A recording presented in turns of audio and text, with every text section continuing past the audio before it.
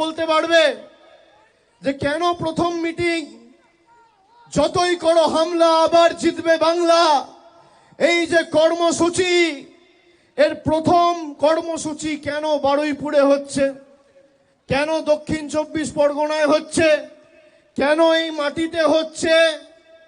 তার কারণ আমরা যখন কোনো শুভ কাজে বেরোই, বড় কাজে যাই, তখন মা বাবার আশীর্বাদ নিয়ে বেরোতে হয়। আমি বারে বারে বলেছি কালীঘাটে আমার জন্ম হতে পারে, কিন্তু ঈশ্বরের কাছে প্রার্থনা করি মৃত্যু যেন এই জেলার মাটিতে হয়। কালীঘাট যদি আমার জন্মভূমি হয়, দক্ষিণ 24 পরগনা আমার কর্মভূমি। তাই আপনাদের সকলের আশীর্বাদ নিয়ে, ভালোবাসা নিয়ে, শুভেচ্ছা নিয়ে, স্নেহকে পাথেয় করে, আশীর্বাদকে পাথেয় করে আজ থেকে এই লড়াই শুরু করলাম বাংলার মাটিতে। আপনাদের আশীর্বাদ রয়েছে, সাথে রয়েছেন। বাকি বাংলা আমি বুঝে নেব।